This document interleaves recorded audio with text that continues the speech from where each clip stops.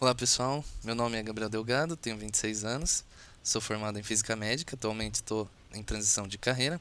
Agradeço novamente a oportunidade de participar desse processo. Está sendo muito enriquecedor para mim, tenho aprendido muitas coisas nessas 3 semanas.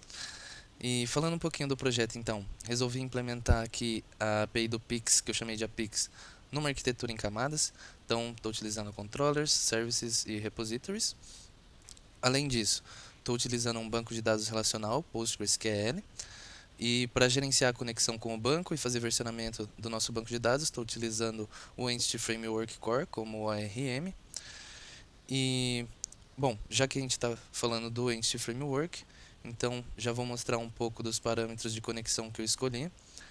Por padrão, ele faz, né, o pool de conexões, então eu setei aqui para ter um máximo de conexões de 85, pensando que 10 conexões vão ficar para os consumers da rota de payment, que a gente vai falar mais para frente, e 5 para consumers da rota de conciliation. Além disso, estou setando o enlist como false, porque basicamente não estou utilizando transações, né, nos endpoints aqui, nos processamentos, porque ao meu ver não se encaixa tanto. Eu vou falar um pouquinho nos casos onde a gente poderia usar e porque eu escolhi não usar. E estou setando o para não ter o reset da conexão quando ela se fechar. Esse parâmetro é importante principalmente quando a gente modifica valores na conexão, como timeout, tamanho de buffer. Então, como eu não estou fazendo essas modificações, estou colocando como sem reset ao fechar para tentar ganhar um pouco mais de performance. Dito isso, a gente pode entrar um pouco na parte de monitoramento. Então, estou utilizando o Grafana, Prometheus e alguns exporters para fazer o monitoramento da nossa aplicação e do banco de dados Postgre. Então, tentei ao máximo dockerizar toda a aplicação. Não consegui dockerizar os consumers, vou rodar eles em console mesmo, porque tive um problema de conexão com o RabbitMQ, que eu estou utilizando para gerenciar as filas, que eu já vou mostrar nas rotas. E também estou utilizando o K6 como ferramenta para testes de carga. Certo, então, falando um pouquinho aqui das nossas entidades no banco de dados, a gente tem os usuários, que nesse caso a gente está utilizando só pessoas físicas. Esses usuários podem ter várias contas, né? É, essas contas podem ter de 0 a 5 chaves Pix. Essas contas também estão relacionadas a um payment provider, uma PSP, um banco. Esse banco também pode ter várias contas relacionadas a ele. Além disso, a gente tem os pagamentos em Pix. Então, esses pagamentos têm uma conta de origem e uma chave Pix de destino do pagamento. E a gente tem as conciliations, que são basicamente os relatórios sobre pagamento que as payment providers podem gerar. Então, dito isso, acho que a gente pode começar a ver as rotas em si da aplicação. A gente tem uma rota de health. Então, aqui já botei para rodar o nosso Docker Compose. Então, a aplicação está funcionando, o Postgres também. Além disso, a gente tem mais 4 endpoints. A gente pode começar aqui pelo endpoint de PostKey, que é o endpoint que a gente vai usar para gerar uma chave Pix. Então, já deixei setado alguns valores aqui para a gente. O importante dessa rota, ela tem várias validações, a gente vai falar de algumas. E vamos aqui fazer essa requisição para esse usuário com esse CPF. Então, se ele não colocar um CPF igual, né, tentar criar uma chave com um CPF diferente do que ele tem, a gente vai ter um erro. Se ele preencher certinho, a PSP no caso, né, a gente vai ter um caso de sucesso. E não podemos ter duas chaves iguais. Então, se a gente tentar criar duas chaves iguais, também teremos um erro. Isso é importante porque o valor da chave é única e também é um index da nossa tabela de PixKey. Além disso, um outro caso importante aqui é o da chave random, que eu deixei a cargo da Pix gerar essa chave. Então, não importa qual valor o usuário põe de entrada aqui, vai ser devolvido um valor, desde que possa ser criada a chave, né, um valor de chave aleatório aqui, no padrão UID. E mesmo que venha vazio aqui, né, ele gera um valor aqui de chave aleatória. Certo. Então, o que eu fiz para tentar otimizar essa rota? Eu transformei o valor da chave em um index no banco de dados, que é importante para a gente verificar se ele já não existe, acelera esse processo. E além disso, como todas as rotas são autenticadas, aqui eu já estou autenticado no caso, eu transformei o token da PSP como um index também na tabela dos payment providers. Isso acelera o nosso processo de autenticação. E como pelas regras de negócio, se a conta não existe, a gente cria a conta, né? Então, pelo que eu entendi, não necessariamente quando uma conta é criada numa PSP, o Banco Central fica sabendo. Por isso que a gente tem essa regra de negócio. Então, nesse caso, mesmo que falhe a criação da chave, pode ser que a criação da conta ocorra se não tiver nenhum problema com essa criação da conta.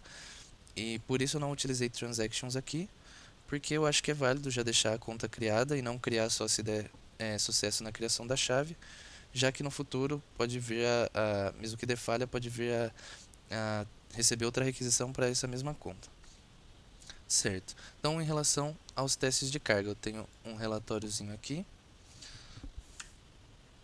Tem dois picos aqui porque eu rodei um teste atrás do outro para aquecer a aplicação. A gente consegue ver que a maior parte das requisições durou aqui 8 milissegundos. Em questão de memória e threads, tudo ok. Em questão, em relação ao banco de dados aqui, a gente tem alguns locks no banco de dados, mas é uma quantidade bem pequena, considerando que o teste foi feito, né, com 5 mil, se não me engano, chaves criadas, 30 mil chaves criadas. Então, é um lock bem pequeno. E em relação às conexões que a gente está usando, apesar de ter muitas conexões criadas lá no pooling do EF Core, a gente está, conexões ativas mesmo são poucas, então a rota está bem eficiente. Aí aqui em relação aos tempos de requisição, acho que a gente pode focar mais na duração da requisição. A gente vê que teve aqui um tempo máximo de duração de 100, 110, 112 milissegundos e um P95 de aproximadamente 7 milissegundos, que acredito que é um bom valor para uma rota post, que está recebendo 500 requisições por segundo. É importante frisar também que a gente já tinha várias chaves keys, várias chaves PIX criadas no banco aqui, mais de 1 milhão. Então essa inserção é um pouco mais custosa por já ter várias chaves, né? Porque envolve, né, mudança de vários indexes que já existem. Por padrão, né, o EF Core já cria para todas as foreign keys um index, e eu deixei dessa forma mesmo, que eu achei que estava bem otimizado. As criações não estavam demorando muito, como a gente vê aqui. Na próxima rota, a gente pode pegar a chave que foi gerada aqui. A gente vai fazer a rota de get keys. Então, a gente vai pegar informações referentes a uma chave que existe no banco. Então a gente põe aqui o valor da chave e o tipo dela. E aqui recebemos uma resposta de OK. Importante aqui nessa rota é que eu estou utilizando também memória em cache com o Redis, né? Um banco de memória em cache distribuído, toda a aplicação tem acesso a ele, tanto os consumers quanto a APIX. E a aplicação dessa memória em cache acelerou bastante, principalmente essa rota que é uma rota de GET. Então, quando a gente faz uma requisição, a chave fica guardada ali no cache por 5 minutos e as próximas requisições, né, não vão envolver acesso ao banco de dados Postgre, que dá uma poupada também no nosso banco de dados. Então, olhando aqui os dados de teste, novamente fiz um teste seguido do outro para aquecer a aplicação. A gente vê que em questão de memória e threads está tudo ok, processamentos em paralelos também. A gente vê aqui que tem alguns locks no banco de dados, mas bem poucos, né? 15 aqui no primeiro teste, quase nada. E não atingimos o máximo de conexões abertas aqui no segundo teste, mas mesmo no primeiro que tinha o máximo, tinha poucas conexões ativas. Então está bem eficiente aqui a nossa rota em relação ao uso das conexões. E quando a gente fala de valores, a gente vê aqui que no máximo a duração da nossa requisição foi de aproximadamente 30 milissegundos e tivemos um P95 de 2 milissegundos, então para 40 mil requisições em 1 minuto, que são valores bons para uma rota de GET. A próxima rota que a gente vai conversar é a Post Payments. Então agora a gente quer fazer um pagamento, né, usando o Pix. Então a gente vai ter a parte da requisição que é sobre a origem do pagamento e o destino do pagamento. E essa PSP que está fazendo a requisição é a PSP de origem. Então, novamente, se a conta não estiver criada e atrelada a essa PSP que está fazendo a requisição, a gente vai criar. Então, novamente, não utilizaremos transactions. E como o pagamento em si não é processado na Apix, né? A gente não trabalha com os valores aqui das contas, a gente não adiciona ou subtrai quantidade de dinheiro que a conta tem. Também não vejo necessidade do uso de transactions nesse sentido. Então, se a gente tentar fazer a requisição aqui para a chave Pix que a gente criou,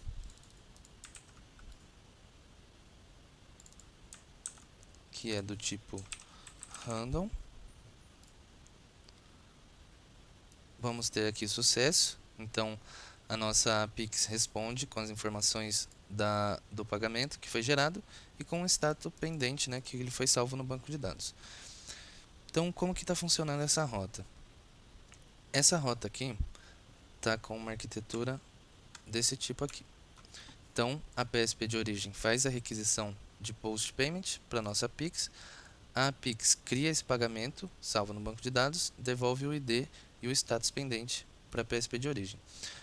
Como a outra parte do processamento depende da PSP de destino e pode demorar, a gente está utilizando aqui um outro serviço para fazer esse processamento. No caso, a gente está utilizando uma fila que é gerenciada pelo RabbitMQ, que é uma ferramenta bem robusta e famosa no mercado. Então, a gente está utilizando uma fila com a propriedade de durável. Então, ele salva, né, ele persiste as informações da fila. Caso o container do nosso RabbitMQ caia, na hora que ele sobe novamente, as informações da fila, as mensagens estão lá. Além disso, quando a gente cria aqui o pagamento, a gente também salva na memória do Redis em cache. E o nosso consumer, quando receber uma mensagem da fila com o Payment ID, vai tentar consultar se tem no cache as informações referentes a esse pagamento. Se tiver, ele não faz a requisição para o banco de dados, senão ele pega as informações desse pagamento no banco de dados. E qual que é o processamento que o consumer está fazendo? Eu fiz ele com um código síncrono, porque eu tive dificuldades em trabalhar com assincronismo no consumer. Acabava que ele pegava todas as mensagens da fila e não processava nenhuma, mas seria uma boa saída para escalar essa aplicação. Mas como eu não consegui, eu utilizei um código síncrono mesmo, então ele processa uma mensagem de cada vez, mas a vantagem de seguir essa arquitetura aqui é que a gente pode ter vários consumers, ou seja, fazer um escalamento horizontal, que no meu teste foi o que eu fiz, eu utilizei 10 consumers para atender a quantidade de requisições pedidas no SLA. Então, o consumer recebe o pagamento, ele checa se já faz 2 minutos que o pagamento foi criado. Se fizer, ele salva o status do pagamento como falha no banco de dados e envia uma mensagem para a PSP de origem avisando que falhou. Se não, ele começa o processamento do pagamento e para isso ele envia uma requisição para a PSP de destino, espera a resposta e se a resposta for ok, ele salva como sucesso no banco de dados e envia a requisição para a PSP de origem. Como a PSP de destino está mocada, o mock dá para ser acessado através da documentação. Tem 5% de chance dessa resposta da PSP demorar mais de 2 minutos. Nos outros 95% dos casos, ela responde entre 100 e 500 milissegundos. Então, eu setei um timeout aqui no consumer, ele espera até 0.7 segundos. Eu cheguei nesse valor testando vários valores de timeout. Foi o valor que ele foi mais eficiente, foi 0.7. Então, se der 0.7 e a resposta do PSP de destino não chegar de volta, ele coloca de volta esse pagamento na fila e pega outro para processar. Se não, ele pega esse pagamento e faz o resto do processamento. Então, essas mensagens da fila também têm uma propriedade no header delas, que é um retry count. Inicialmente ele é 0 e toda vez que ela é mandada de volta para a fila, ele aumenta em 1, em uma unidade. Quando chega em 3, mesmo que tenha tempo ainda para processar esse pagamento, essa mensagem é descartada como falha de pagamento. Certo. Dito isso, então, o último ponto que é importante dessa rota é que os nossos pagamentos são idempotentes. Então, um pagamento ele é único num intervalo de 30 segundos. Para gerar essa chave de idempotência no nosso banco de dados, eu estou utilizando a conta de origem do pagamento, a chave Pix de destino e o valor do pagamento. Então, aqui já passou 30 segundos, a gente consegue fazer o mesmo pagamento mais uma vez. Mas se em menos de 30 segundos a gente tentar, a gente vai receber um erro de proibido. Isso evita, né, que o nosso usuário, o usuário, pessoa física, seja lesado por algum golpe ou alguma falha de processamento que tente processar o pagamento várias vezes. E o que acontece com esse pagamento então? A gente pode ver aqui no consumer que está rodando localmente. Na fila do RabbitMQ, dá para ver que o consumer consumiu a mensagem, ele pegou a mensagem. E se a gente pegar aqui, é que agora a gente perdeu o ID do pagamento, né? Então eu vou fazer mais um. Então a gente tem aqui o ID 5076990 e no nosso consumer a gente vai ver aqui que ele foi processado 5076990. Se a gente olhar no banco de dados, status de sucesso, deu certo o nosso pagamento. Então nos testes a gente vê aqui que a maioria das requisições foi respondida em 8 milissegundos, né? Então, em relação a threads e memória, tudo ok. Temos alguns logs no banco de dados, mas nada preocupante.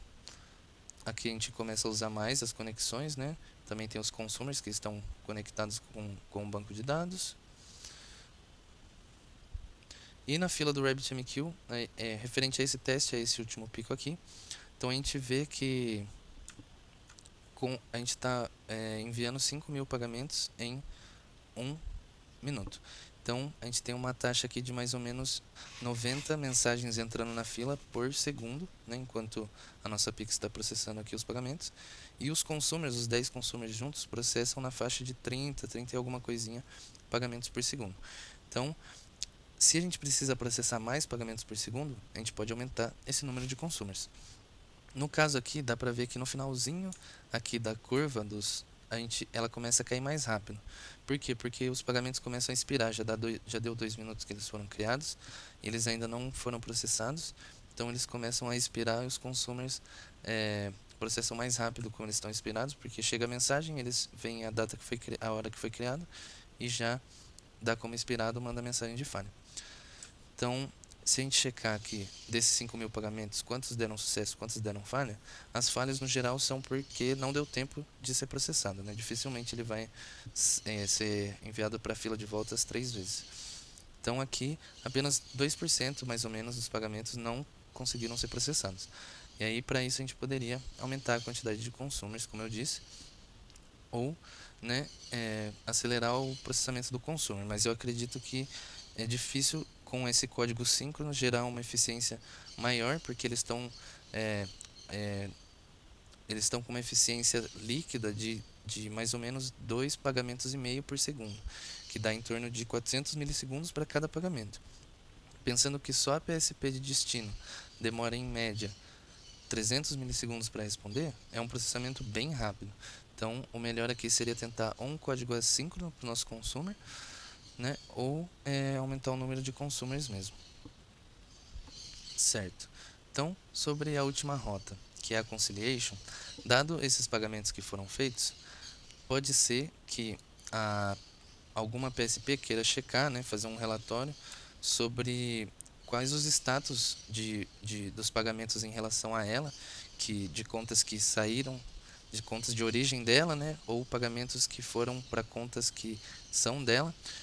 E ela quer checar se no banco de dados dela os valores, os IDs e status desses pagamentos estão batendo com os IDs e status dos pagamentos no nosso banco de dados da Pix. Então, essa rota da Post Conciliation faz essa comparação entre esses valores no banco de dados da PSP de origem com os valores no banco de dados da Pix. Novamente, a gente está utilizando uma arquitetura com fila e o Redis. Nesse caso, o Redis não é tão importante, porque na hora que a PSP de origem faz o post da conciliation aqui, é gerada a conciliation no banco com os parâmetros de entrada, né? O file, que é um link para pegar o arquivo que essa PSP gerou no formato ND.json. O postback, que é o link para onde vai ser mandada a requisição de post com o corpo contendo o relatório feito pela nossa aplicação e a data referente ao dia que essa PSP quer processar os pagamentos. Então, nesse caso aqui, a gente está querendo checar os pagamentos do dia 22/3/2024. E aí, o que vai acontecer, né? Então, vai ser criado aqui no banco uma conciliation com status pending, igual do pagamento. A gente retorna o ID e o status para a PSP de origem, coloca essa conciliation ID na fila, novamente, mesmo tipo de fila que a gente tinha aqui em cima, só que outra fila, né? A gente tem a fila de payments e a gente tem a fila de conciliations. E aí o nosso consumer vai receber essa mensagem da conciliation ID, tentar pegar os dados da conciliation do cache, se ele não conseguir, pega do banco de dados, mas esses dados não são os mais pesados, né? Os dados pesados mesmo vêm do link que pega o arquivo que a PSP de origem gerou. Então esse arquivo, nesse caso aqui do meu teste, eu fiz com 1 milhão de pagamentos. Ele está ocupando cerca de 200 MB de memória no consumer, mais as consultas desses 1 milhão de pagamentos que também existem no banco de dados, que dá mais 1 milhão que dá mais 200 MB de memória. Então a gente fica com uma memória RAM de 400 MB aqui, cheia com esses arquivos, né? Com esses dados de pagamento. No caso, eu estou utilizando dicionários para comparar os pagamentos, porque a gente tem que comparar todos os pagamentos do banco de dados com todos da origem e vice-versa, para gerar um relatório. E o dicionário é uma estrutura de dados que dá para a gente acessar quase em OD1 os valores, né, de cada chave, que são os IDs do pagamento nesse caso. Isso acelera muito a comparação. O problema é a memória RAM aqui do consumer. Então aqui a gente também pode escalar horizontalmente, mas a gente tem que se preocupar em qual vai ser o tamanho dos relatórios que vão ser pedidos para a nossa aplicação. No caso, se tiver algum relatório que vai utilizar 10 milhões de pagamentos, 20 milhões de pagamentos, pode ser que chegue aí na casa dos 2 GB, 4 GB de RAM, até 8 GB de RAM, né, se for 20 milhões de pagamentos, para serem processados, só para salvar os dados dos pagamentos. Então, a abordagem que eu segui de deixar tudo em memória pode ser um pouco perigosa. Eu não tive tempo, mas eu queria implementar uma abordagem mais segura, que seria ao mesmo tempo que o consumer lê o arquivo da PSP de origem, ele vai salvando em memória física, né, no SSD, no HD dele, esses dados desses pagamentos, conforme ele vai deserializando o NDJSON, e assim ele poupa a memória RAM.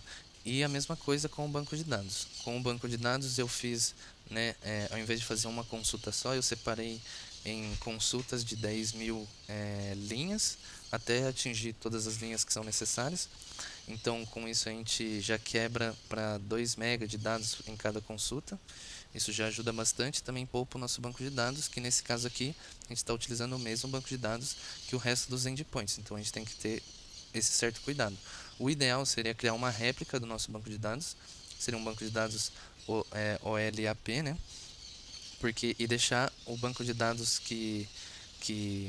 onde tem as inserções, né, de todas as outras rotas, como o banco de dados OLTP. Então, nesse caso, como essa rota vai ser usada provavelmente para consultas de pagamentos de dias que já passaram, não tem problema. A nossa réplica do banco de dados está um pouquinho atrasada com o banco de dados oficial, digamos assim, da aplicação. E aí, se fosse uma réplica aqui, a gente poderia fazer queries mais pesadas sem preocupação, né? E poder gerar o relatório um pouco mais rápido. Mas quebrando a consulta em consultas pequenas de 10 mil requisições, ainda mantive um tempo considerável, demorou 22 segundos para fazer o relatório de 1 milhão de pagamentos. E, além disso, eu criei um index para os pagamentos no campo de Created At, já que a gente vai comparar, né, quais pagamentos estão entre a meia-noite de um dia até 23h59 do mesmo dia. Então é importante ter esse index, porque a gente vai ter muitos pagamentos no banco de dados. Provavelmente vai ser a tabela mais populada, né? Além disso, na hora que o consumer termina de processar o relatório, ele envia como corpo de uma requisição para a PSP de origem esse relatório. Então a gente pode testar aqui. eu já tenho um arquivinho que eu modifiquei. Então, vou mostrar aqui. Eu gerei 1 milhão de pagamentos no banco de dados para a PSP, que a gente já está utilizando o token dela. O que eu fiz foi tirar 3 pagamentos que estavam aqui no começo. Adicionei esses dois, que dá até para ver que o ID dele está fora, né, da sequência. E eu alterei o valor do status desse pagamento aqui. No banco de dados vai estar como sucesso e aqui ele está como falha, no arquivo que a gente vai enviar para Post Conciliation. Então, vou fazer aqui o teste. Ele deu como sucesso, criou a conciliation, mas está como pendente. Então, se a gente olhar aqui na fila da conciliation, a gente vai ver que ela entrou aqui na fila. E se a gente olhar no nosso consumer da conciliation, ele processou aqui o pagamento, o relatório, perdão. Então, a gente tem aqui, ó, database to file, que são os pagamentos que estão no banco de dados e não estão no arquivo. São os 3 que eu excluí, ó, ID 4.006, 4.006, 4.007, 4.008. Então, realmente, começa aqui no 4.009 mesmo, tá faltando esses 3. Aí tem esses dois que eu adicionei a mais, 5.009 e 5.010. Então, file to database, são os pagamentos que estão no arquivo e não estão no banco de dados. 5.009, 5.010. E os pagamentos que estão com status diferentes, no caso é só o 4.016, que foi no banco de dados está como sucesso, mas no arquivo que foi enviado aqui está como falha. E é isso das rotas que foram pedidas. Acredito que o que dá para melhorar é transformar os consumers para uma abordagem assíncrona, né? Que eu não tive sucesso. Dockerizar os consumers também. Além disso, daria também para aplicar melhor o padrão de orientação a objeto nos consumers, que está um paradigma mais funcional do que de orientação a objetos. Na questão da nossa APIX, precisa também de algumas mudanças, não estou utilizando tantas interfaces, acredito que esse não é a melhor, né, arquitetura para uma orientação a objetos, mas estou aprendendo ainda e estou disposto a aprender muito mais. E bom, acredito que no geral é isso. Lógico que tem muitos pontos a melhorar. Um ponto importante também que eu esqueci de citar é que eu tive alguns problemas com a conexão do RabbitMQ com a APIX. No caso, quando eu tentava fazer o teste aqui do Post Payment, ele gerava 5.000 conexões. E aí eu consegui achar uma implementação que fazia um pool dos canais, que é o recomendado pela documentação do RabbitMQ. E aí então agora ele tem só uma conexão aqui, né, que é da Pix, o resto é dos consumers. E estou fazendo um pool dos canais de comunicação da Pix com o RabbitMQ.